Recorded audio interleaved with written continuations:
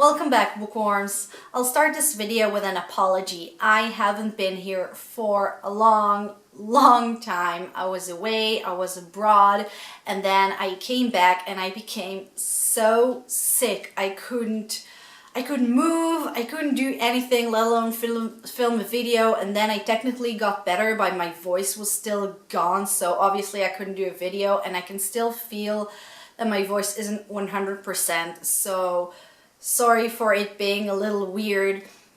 But now I'm here, I'm back, I'm pretty much healthy, kinda, and I wanted to tell you about the book that I listened to as an audible audiobook version, both on the plane and also while I was sick. And let me just tell you that listening to an audiobook while you're sick or on a plane is a great way to pass the time.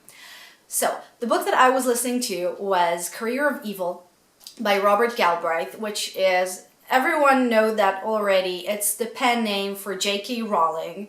It's no secret anymore. I think it even says so on the official website, Robert Galbraith's website. So Career of Evil is the third installment in the Cormoran Strike series. Now I've done before a review of The Silkworm, which was the second book in the series, and then I said that the first book in the series, The Cuckoo's Calling, was pretty bad. It was pretty boring, but The Silkworm was very good. And I assumed that what happened was that J.K. Rowling herself realized what the problems in The Cuckoo's Calling were and fixed them when she wrote The Silkworm. So the way to see whether it was intentional that The Silkworm was so much better than The Cuckoo's Calling, or maybe it was, just a fluke, was to read the third one, which was the book that I've just listened to.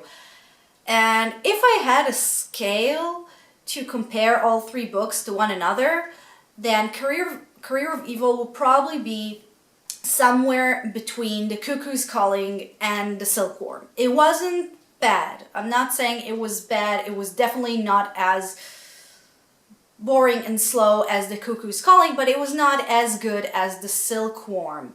It didn't blow me away. I think that one of the things about thrillers or detective books is that they need to keep you on edge. They need to interest you. They need to surprise you. And it didn't happen all that much in Career of Evil. I mean, you had a mystery, and I will talk about the plot itself and the mystery itself in a second.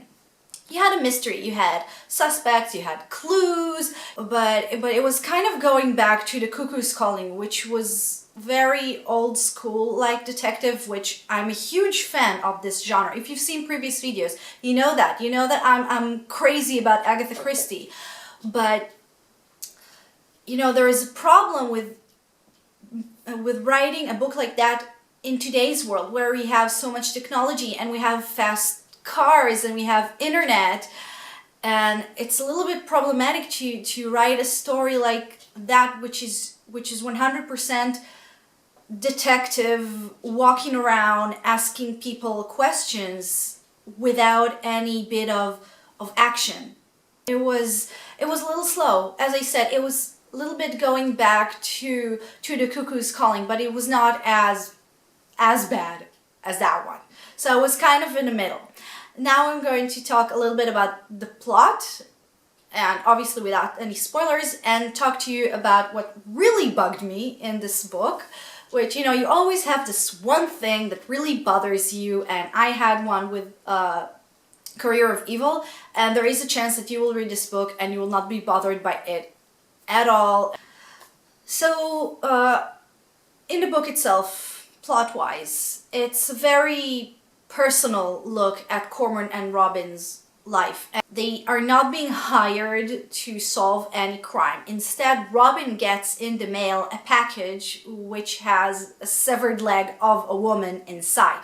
And Cormoran immediately believed that it was a message for him, that it was meant for him. Someone tries to get him through Robin, and he immediately thinks of a few people from his past that are both angry at him and have a grudge, and also it will suit their kind of personality to cut off a woman's leg and send it to him. So obviously we get to see a lot more of Cormoran's past. past. We've seen it in previous books, but we get to go deeper into his past, and we also get to see a little more of Robin's personal life. We also get to see a glimpse to her past. She does have a secret that she's trying to hide, and we get to read about her fighting with Matthew through halfway of the book. And I hate Matthew. It's one of those characters that he's such a douchebag,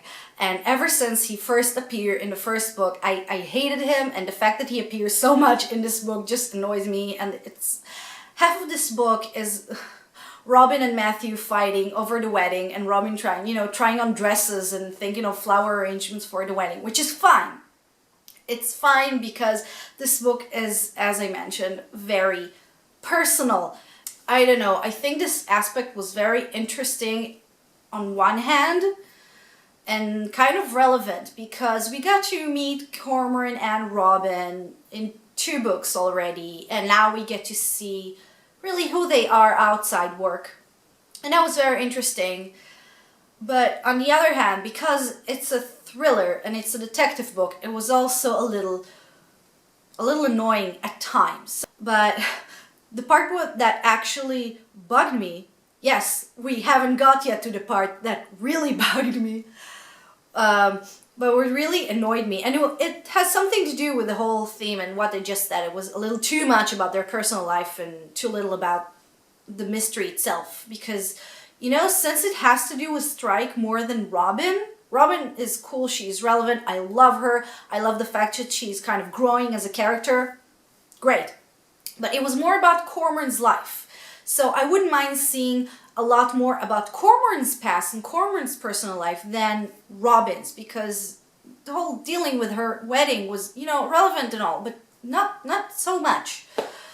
So going back to what was really bugging me was that throughout this book, there were constant hints to a certain development that might happen. It didn't happen, but everyone suggested that it will happen, it might happen, it should happen, etc. And the first thing that was annoying, that, okay, we got it, some characters want that to happen. Enough, we heard it once, we heard it twice. Every single character, almost every single character talks about it, and it's like, it didn't seem realistic that so many people would think that this particular thing would happen. And once again, it's dealing too much about the personal life of the characters. I wanted a little more mystery, a little more, blood, guts, and gore. Okay, not blood, guts, and gore, but a little more of the mystery, the cutting of people's leg bits. But also, I kept fearing that this development would happen, because I thought throughout this book that if this thing that the characters are talking about will happen, it will be really, really, really disappointing to me. Imagine on one hand to have something with a plot, okay? You have a mission, you need to stop the bad guy, you need to solve the murder, but all the while people's lives are in danger because the killer might strike again and everything, and people might die. All the while they're dealing with some sort of soap opera, and that was a little bit like 2 genres colliding in a way that they shouldn't, because it makes perfect sense to have, I don't know, a love story in a thriller.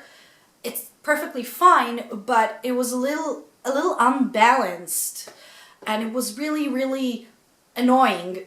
I feel like this review is a little harsh and a little negative, but let me just conclude.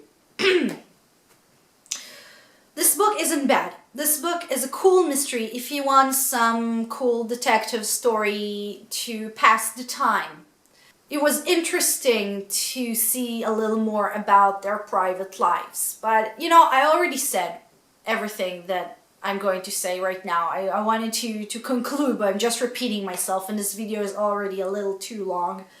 So basically, if you read the first 2 and you liked them, definitely read the 3rd one. It's fun and it has nice characters, and we get to see, once again, private lives of Cormoran and Robin. If you're looking for something that's really fantastic and amazing, maybe that's not the book for you. So that's all for my review. I felt like I was kind of repeating myself, I'm sorry. But I hope you enjoyed this video anyway, and if you read any of the Cormoran Strike books, please tell me what you think. And tell me who would you cast for a movie. Because I kept thinking, I love casting books.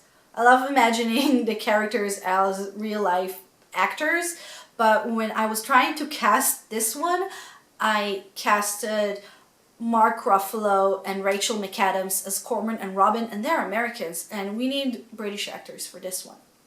And so I'm going to get me some tea because I think that I'm losing my voice again, and I hope that you will enjoy the book if you choose to read it. I feel like I'm doing such an injustice, but that's my opinion. That's my opinion, and I hope you enjoy whichever book you read. I will see you in the next video, which hopefully won't be a month from now. It'll be a little closer. So I'll see you then. Bye bye.